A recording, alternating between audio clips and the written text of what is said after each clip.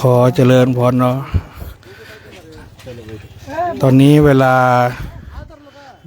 5 โมงเย็นของอินเดียนะครับขณะนี้คณะเราก็ใกล้จะเดินถึงที่พักละเหลืออีกประมาณไม่ถึง2 กิโลนะครับเดี๋ยวเช่นเคยเย็นนี้เราก็จะได้ฟังคติธรรมยามเย็นจากพระอาจารย์โชคชัยก่อนเดินเข้าสู่ที่พักเนาะระยะทางวันนี้ก็23 กิโลเอาแล้วนะ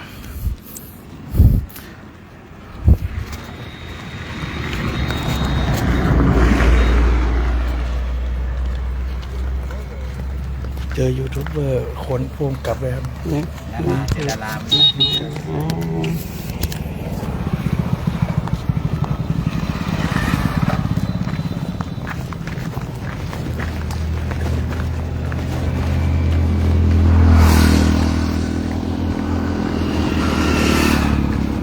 เราเจริญพรในช่วงภาคเย็นของวันนี้นะเย็นในประเทศอินเดียน่าจะค่ำในประเทศไทยแล้วเนาะเป็นยังไงกันบ้างญาติโยมวันนี้ไปเวียนเทียนกันไปถือศีลกินธรรมกันสมาทานศีล8 ศีล 5กันมากน้อยขนาดไหนคนบางท่านก็ไปเวียนเทียนกันเป็นประเพณีเป็นวันที่ลึกนึกถึงพระพุทธพระธรรมพระสงฆ์คือที่ทุกวันนั่นแหละเนาะที่เราจะต้องมาลึกนึกถึงพระพุทธพระธรรมพระสงฆ์แต่ว่าวันนี้ก็เลยเป็นกรณีพิเศษเนี่ยนะนึกถึงพระพุทธเจ้านึกถึงพระธรรมนึกถึงพระอริยสงฆ์พระสมุติสงฆ์นะที่นำสิ่งดีๆหรือว่าเป็นสิ่งดีๆให้กับเราท่านทั้งหลายกันตอนนี้คณะพระจาริกธุดงค์ก็ยังคงขับเคลื่อนต่อไปแต่วันก็จะลาลับแต่พระสุสงฆ์คณะจาริกธุดงค์ยังไม่ลาลับนะแต่ก็ใกล้รับลาแล้วรับไปด้วยแล้วก็ลาไปเลยนะเพราะว่าเราก็จะดีกันเดินกันทุกวันนี้เองก็เดินผ่านหมู่บ้านมาก็เห็นศรัทธาของคนอินเดียเขาก็ตามส่งต้องไปตรงนั้นต้องไปตรงนี้เนี่ยนะไปเส้นทางนั้นเส้นทางนี้แล้วก็นิมนต์มาพักที่บ้านแล้วเราก็เลยฉลองศรัทธาแล้วก็มีการไต่ถามกันคนต้องการกินข้าวไหมคือเขาไม่รู้เนาะว่าเราอะไรยังไงแต่ว่าเพียงแต่แฮปปี้โฮลี่แฮปปี้โฮลี่เนี่ยเขาก็รู้ว่าเราเป็นนักบวชทานกินข้าวไหมเราก็เลยบอกกันไปอ๋อไม่เอาแล้วขอปานีอย่างเดียวปานีก็คือน้ำเปล่า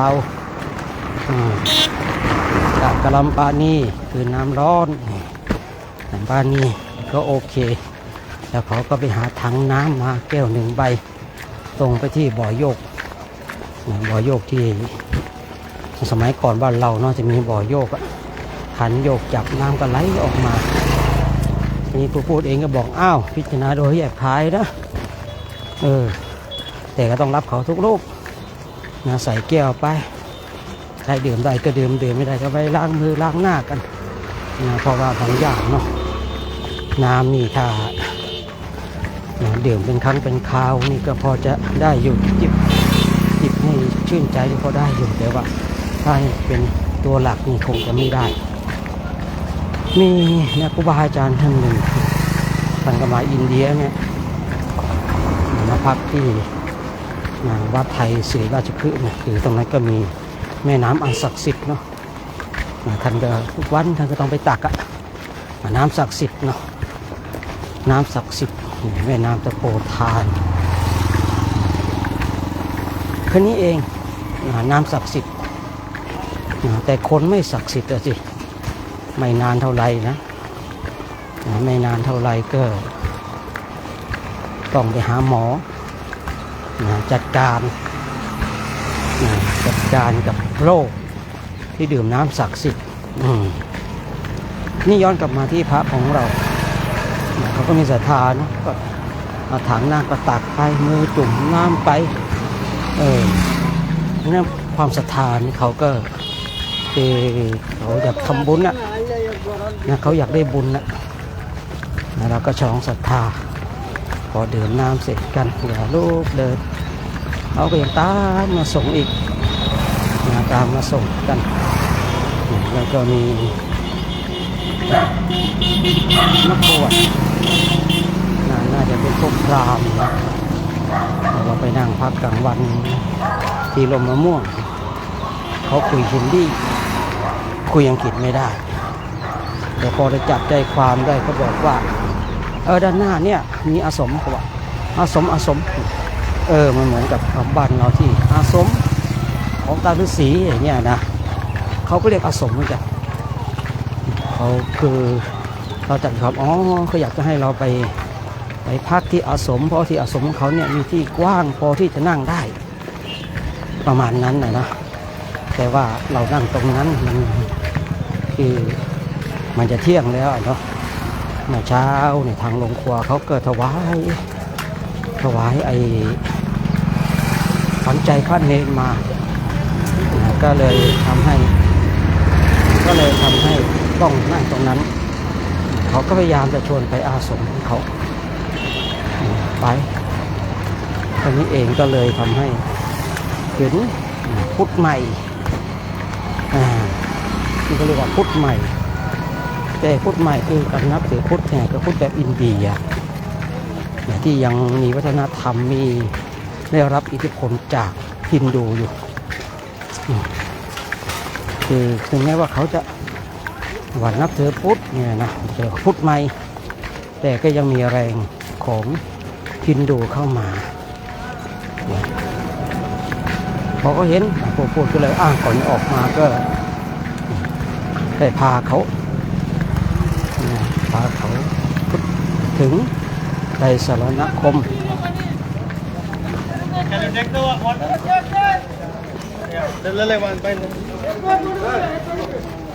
ปานีปานี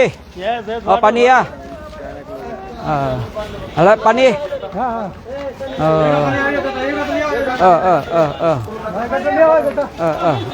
เขาจะถวายเดี๋ยวเขาถวายน้ำนะ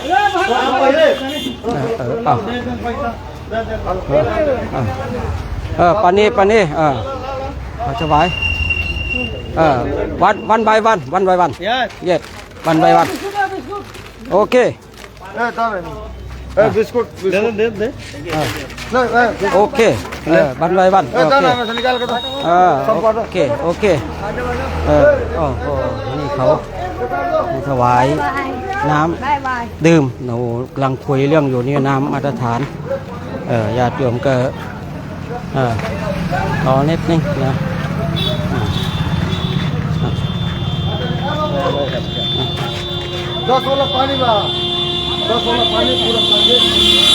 กำลังร้านนั้นหมดเขากำลังจะหาปานี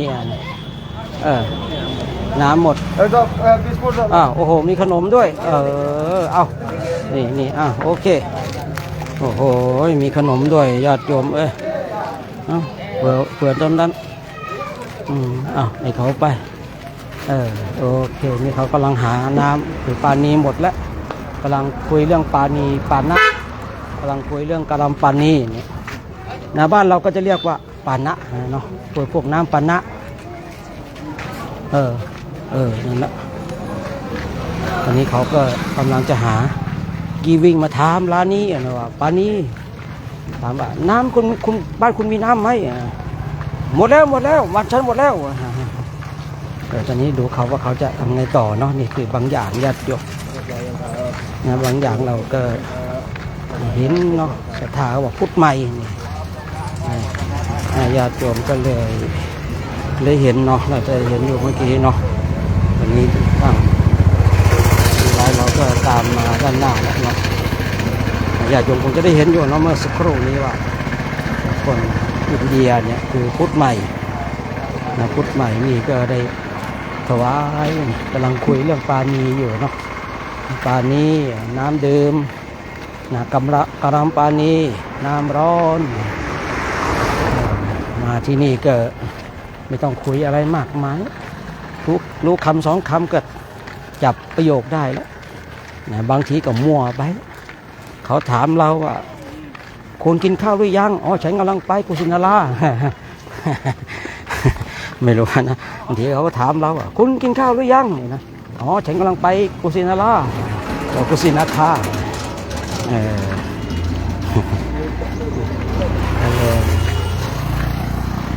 นี่ย้อนกลับมาคือพุทธใหม่เกิดขึ้นเนี่ยเดี๋ยวก็ต้องโน่นฝั่งเมกาเป็นคันทีมหาธรรมคันทีนะอันนี้ก็เลยนะทำให้มีชาวพุทธใหม่เกิดขึ้นทีนี้ชาวพุทธใหม่เกิดขึ้นเขาเกิดนับถืออย่างที่บอกว่าพุทธแบบพราหมณ์พุทธแบบฮินดูนะทีนี้ต่อย้อนกลับมาที่บ้านเก่าผู้พูดก็เลยพาให้เขาถือไตรสรณะคือพาเขาบุตดังสรณังกัจฉามิธัมมังสรณังกัจฉามิสังฆังสรณังกัจฉามิเขาก็พูดว่าได้ก็เลยพาเขาพูดถือไตรสรณะบุตดังสรณังกัจฉามิธัมมังสรณังกัจฉามิสังฆังสรณังกัจฉามิก็เลยทำให้เห็นศรัทธาในชาวพุทธเนาะชาวพุทธในอินเดียอันนี้ได้ถวายน้ำกันเราก็เดินต่อไปตอนนี้นะบางทีเนี่ยเนาะศัพท์ฮินดีนี่เขาก็จะอิงบาลีสันสกฤตบางอย่างนะบางทีก็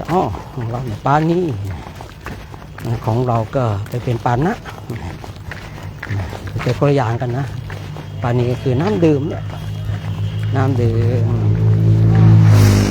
ปานะก็เป็นน้ำที่ทำมาจากหลากหลายชนิดนี่หลายน้ำปานะนี่นะการัมปานีน้ำร้อนละชงกาแฟละส่วนใจกำลังใจก็น้ำชาตามือแบบบ้านเราอะนะแต่รสชาตินี่ก็คือทางนี้ต้นตำรับอะเนาะนี่ต้นตำรับญาติโยมก็เลยได้เห็นบรรยากาศคนอินเดียซึ่งถ้าเราเข้ามาในเขตเนี้ยในเขตที่กุสินาราเนี่ยเราก็จะเห็นชาวพุทธใหม่แล้วเขาก็จะให้ความสนใจก็จะมาถามคุณมาจากไหนบางทีก็ใช้หน้าโอ้ดำไม่ดูเป็นลิโกว่าเราใช้หน้าเนาะโดยส่วนมากเราจะทักว่าเราเป็นใช้หน้าก็ต้องบอกว่าไทยแลนด์ก็บอกไทยแลนด์ว่าถามจะไปไหนคำถามสุดฮิตเลยนะกุสินาคาลุมพินีกลับมาที่พระนครศรี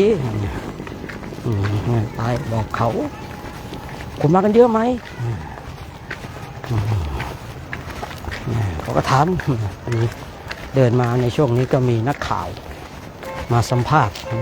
สองช่องแล้วนะ2 ช่องแล้วนะนักข่าวก็มาสัมภาษณ์ก็ว่ากันไป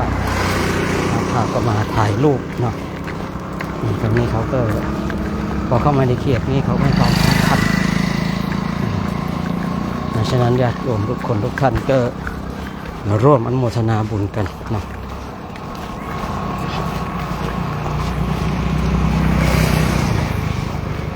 ตอนนี้ก็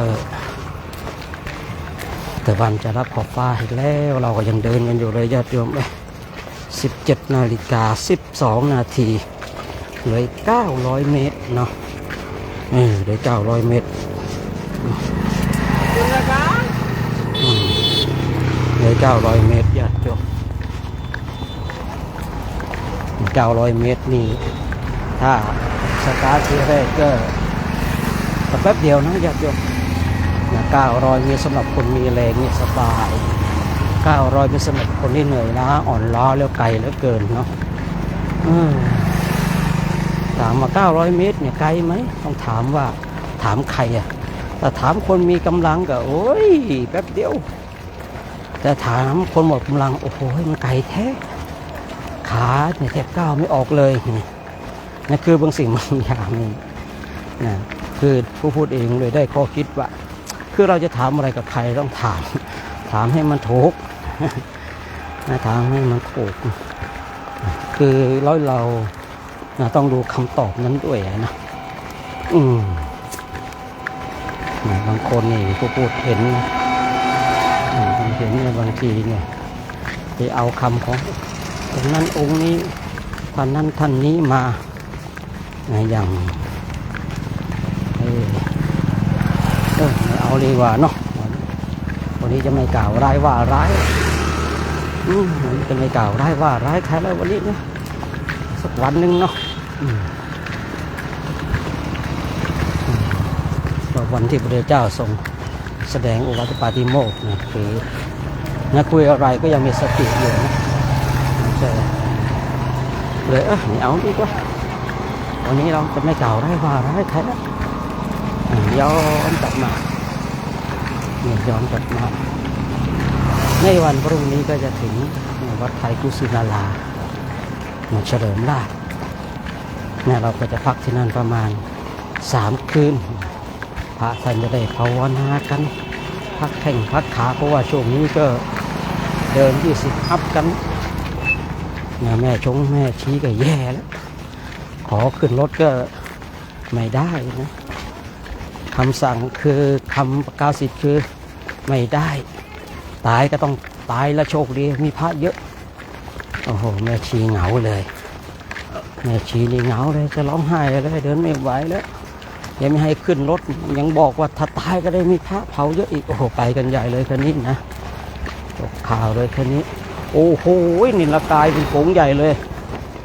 ญาติโยมโอ้โหนี่ฝูงใหญ่จริงมากเลยนี่ละกายปู๊ดนะไม่เห็นเหรอนั่นปู๊ดน่ะนี่ตัวใหญ่เลยอานนท์กำลังขวามือนี่ละกาย2 4 6 8 10 13 ตัวไอ้ฝูงนี้ตัวผู้เยอะนะนี่ละกาย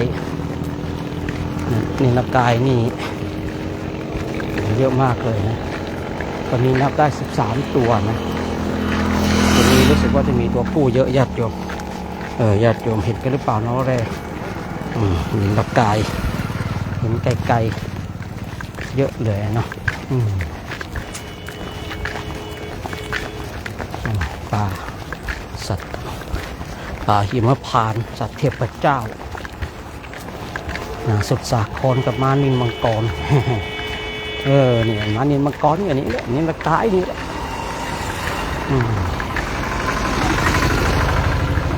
ญาติโยมอยากรู้ยังไงลองเสิร์ชดูก็ได้เพราะว่าตัวนินละกายมันก็จะเห็นมันก็จะขึ้นมาเลยทั้งตัวผู้ตัวเมียนะทีนี้นินละกายเจอเยอะมากเลยนะเจอเยอะมากมีอยู่ปีหนึ่งนะเดินไปปีนี้ทำไมไม่เห็นนินละกายเลยนะแป๊บเดียววิ่งออกมาจะชนเนี่ยดีปีนั้นมีหมาขับคือมันออกมาทะเลาะทะล่าจากนั้นมันวิ่งมามันจะชนกันได้นะปีนี้ไม่เจอนิลกายเลยเนี่ยหายไปไหนทั้งหมดเนี่ยแป๊บเดียวเท่านั้นเองเนี่ยวิ่งออกมาจากไหนก็ไม่รู้นะพอดีปีนั้นมีสุนัขมาด้วยมาป้องกันภัยนะมาเห่าต้องวิ่งไปเห็นแล้วพูดถึงเลยมาวิ่งมาเลยปีนั้นนี่วิ่งมาก็กลัวทีนะกลัวมันจะแม่เขาไม่แหลมด้วยนะเขาไม่แหลมด้วยก็เลยต้องใช้ ช้เจ้าสุนัขจัดการ2 4 6 8 10 13 ตัวจริงๆด้วยฝูงนี้มีตัวผู้เยอะนะ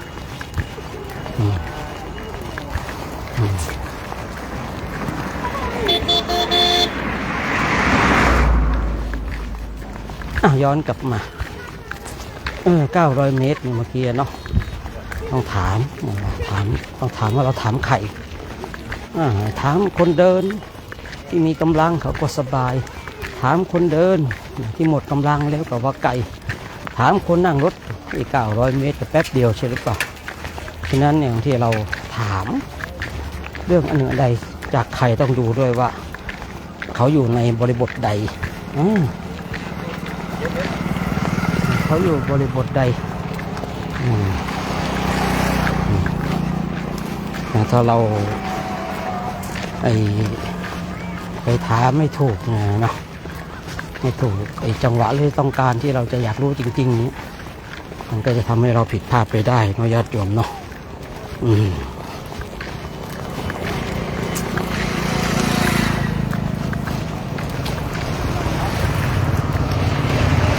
ตรงนี้ญาติโยมก็คงจะได้เห็นเทศกาลเล่นศาสตร์สีแฮปปี้โฮลี่อินเดียศาสตร์สีบ้านเราศาสตร์น้ำเขาเล่นสีมีสีแดงสี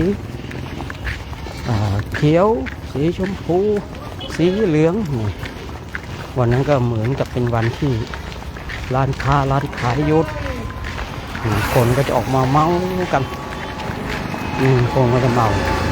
ในอินเดียนี่ปกติเขาจะไม่เมาแต่ถ้าเป็นวันที่เป็นโฮลี่เนี่ยเขาก็จะออกมาเมากันช่วงนั้นเมาได้แต่ถ้าช่วงอื่นวันอื่นเมาใครเมาถูกกระบองหนักใครเมาถูกกระบองแต่ถ้าว่าวันที่แฮปปี้โฮลี่นี่เมาได้เมาได้แต่ถ้าว่าวันอื่นไม่ใช่วันแฮปปี้โฮลี่นะใครเมาเนี่ยโดนกระบองแล้วแกพวกสุราทั้งหลายมันไม่มีขายข้ามไปในถิ่นเดงในปานโอ้โหใช้ไม่หมดเลยนะทางโน้นเขาแบบพอๆกับบ้านเราอะนะแต่ว่าอินเดียเนี่ยคือไม่แน่ใจว่าเขาผิดกฎหมายเขาหรือเปล่านะแต่ว่าร้านค้าร้านขายเขาไม่มีนะก็คงจะมีแบบก็ซื้อขายกันเหมือนกับเหล้าป่าสมัยก่อนของเราอะนะน่าจะประมาณนั้นเพราะว่าถ้าถึงวันแฮปปี้โฮลี่แล้วเนี่ยทำไมเขากินเมากันมันเมากันแบบบางปีเราเมาเดินเป๋ไปเป๋มาหน้าตลอดปอกเปิกหมดเลยนะขวาขวาขวาขวาขวา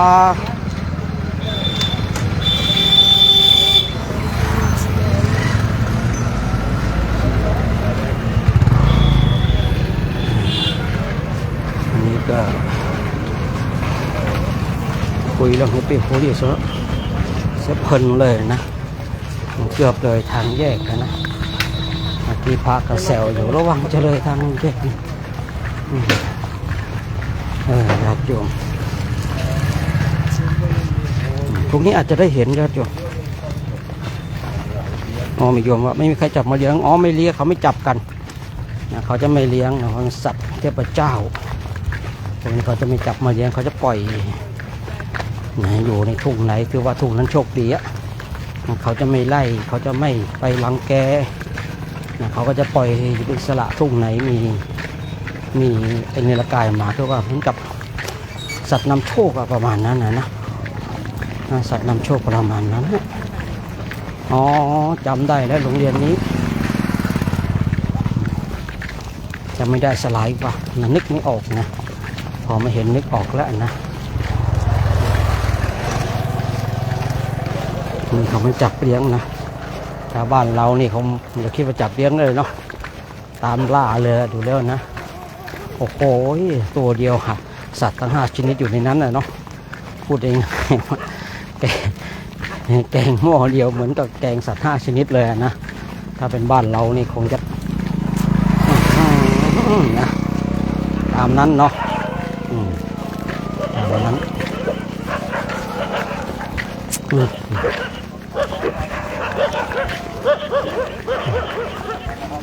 ที่เราก็เดินมาทำเห่าจังเลยนะเห่าจังเห่าไม่ดีใจหมาเนี่ยเดี๋ยวเห่าไม่ดีใจมันหมาทั้งบ้านเราแต่ทั้งบ้านเราเห่าเนี่ยดีใจเลย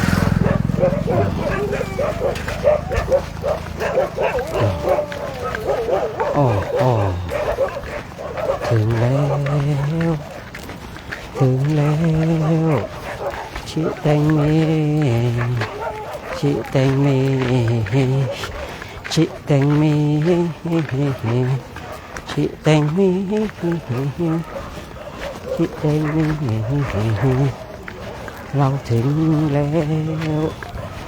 ชิแตงเมไปแล้วสมองไปหมดแล้วญาติโยมมาเดินอินเดีย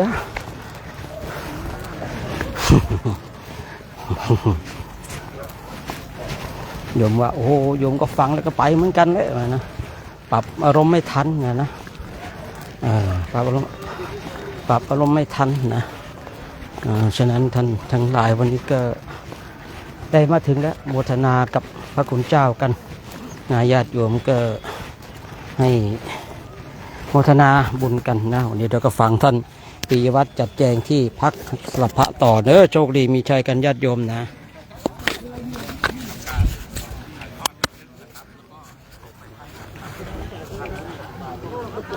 บนทางนี้เลยครับ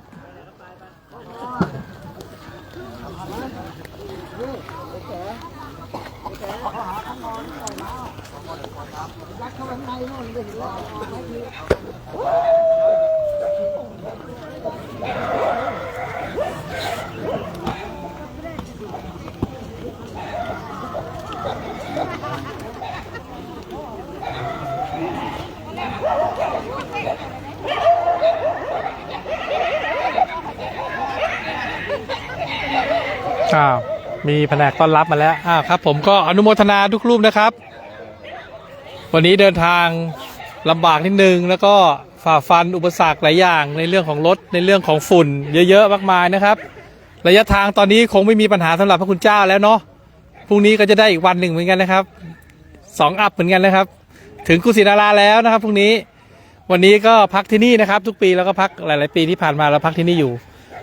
วันนี้จะมีเรื่องแจ้งหลายเรื่องอยู่เนาะแม่ชีนะอยู่ตรงริมเข้าไปในห้องเลยห้องสุดท้ายนะตึกเนี้ยเข้าไปเลยแล้วก็น้ำท่าก็เล่นตรงนู้นไปเลยอาบตรงนู้นไปเลยนะแล้วก็ลานวัดลานธรรมจะอยู่ตรงนี้นะครับ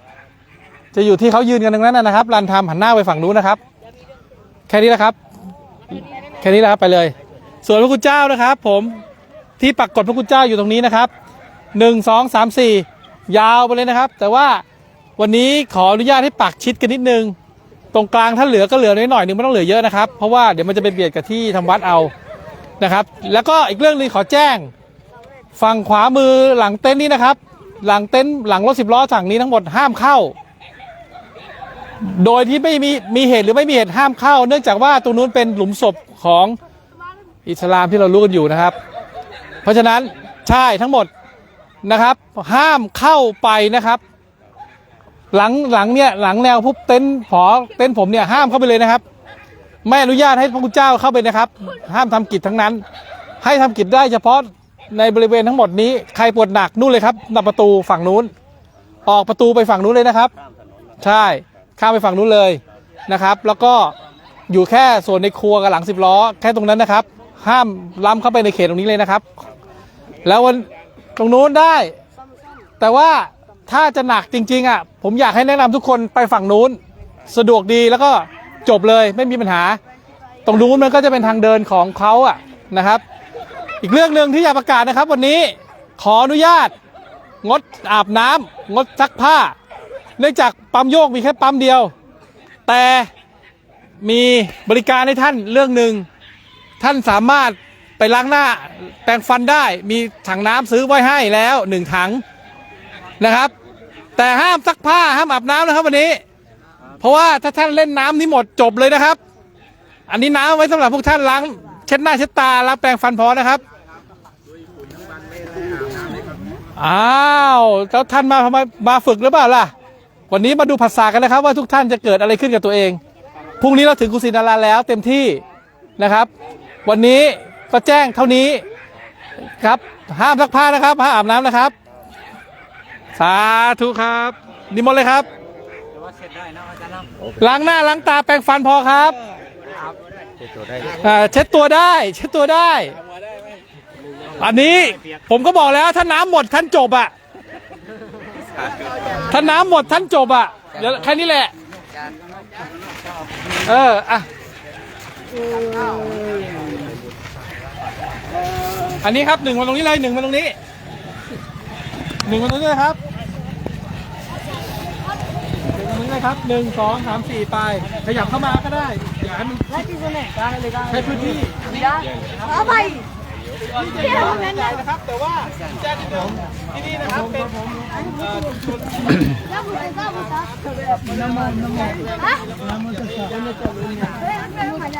สาธุสาธุเจริญพรเนาะทางญาติโยมอยู่ทางบ้านทางเรือนวันนี้กับทางคณะจาริกเนาะมาถึงที่ทักแล้วเนาะที่ทักแล้วทักโรงเรียนนะวันนี้ทักโรงเรียนเส้นเก่าเส้นเคยวันนี้กับพิเศษนิดนึงเนาะมีทาง FC ทางอินเดียเนาะมาที่ทางอินเดียนี่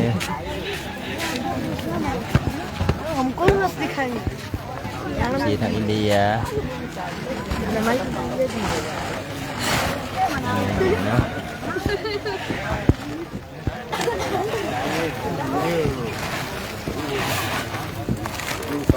เส้นเก่าเส้นเคยเนาะทางพ่อแม่ครูบาอาจารย์มาฮอดแล้วกะทางเต้นเนาะ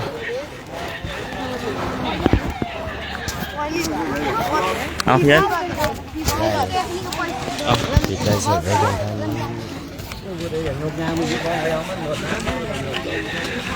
จงให้เด้อพี่น้อย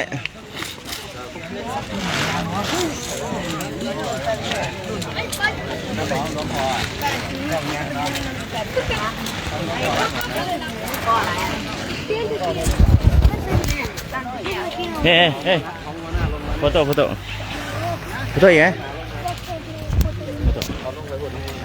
โฟโต้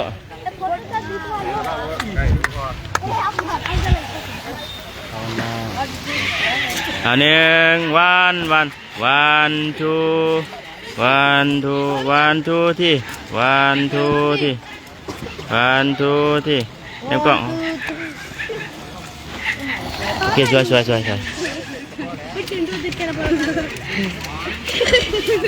เคสวยgood दिखाएगा good camera मत कर दिए कैमरा में आओ तक तो पता ला ผมต่อที่น้อยเลย और लाइट का कमो मालूमครับ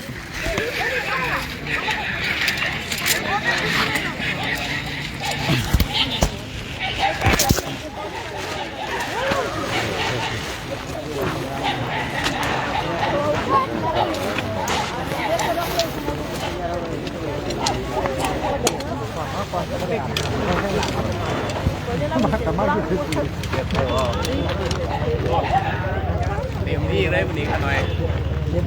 ฟูฟุ้นเต็มเลยครับผมเหมือนในหนังเลยท่านไปกันตายกัน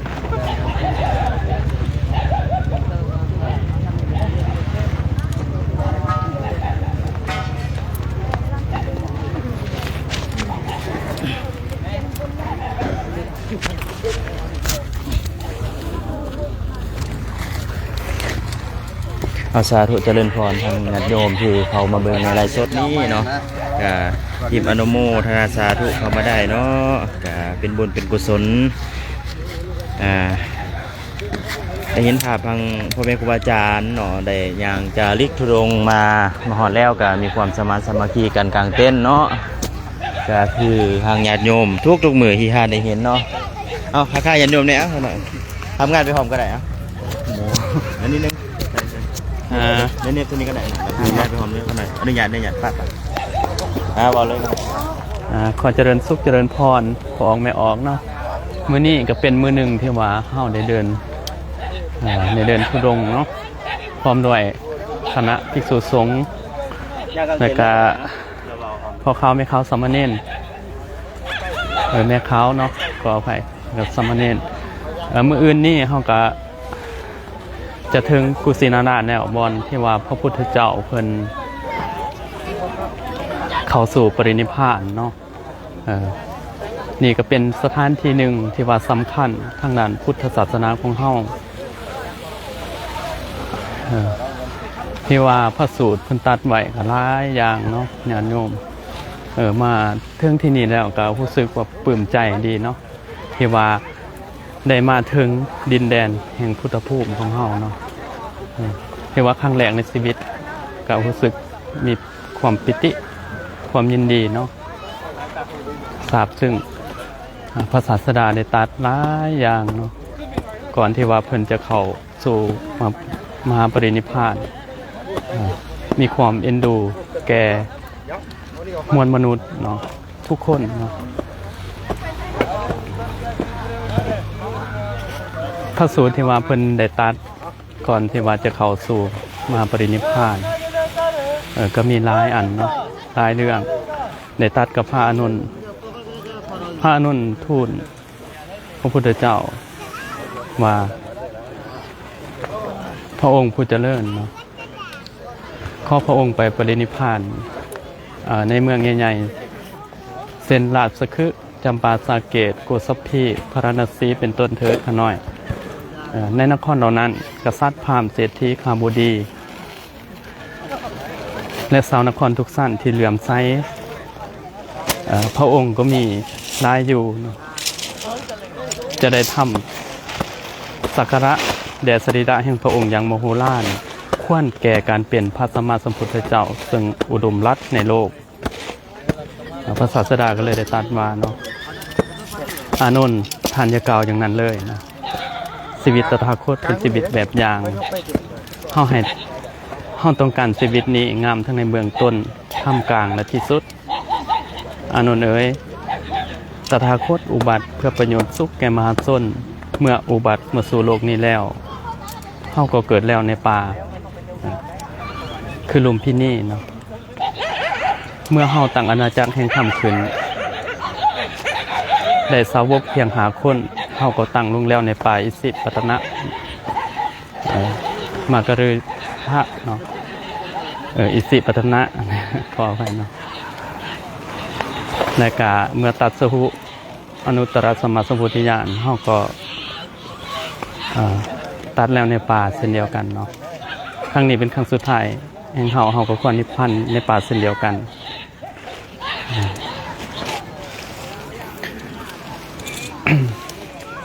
อานนท์เนาะ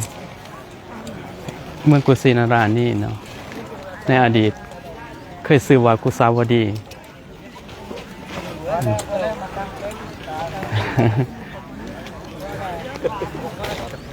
ก็เอาสำนีก่อนเนาะญาติโยมเนาะเพราะว่าไก่คำแล้วทางโครงการเพิ่นก็เวลาเพิ่นกันยังหน่อยเนาะสาธุเอามื้อหน้าเนาะ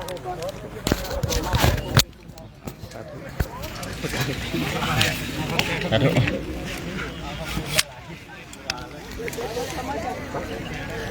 สาธุเจริญพรเนาะอีกทีนึงทางญาติโยมที่เขามาเบิ่งในไลฟ์สดเนาะ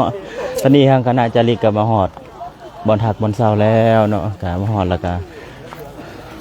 มีความช่วยเหลือสามัญสามัคคีกันกลางเต้นเนาะทางครูบาอาจารย์เนาะตอนนี้ใกล้จะเสร็จแล้วเนาะเอากะ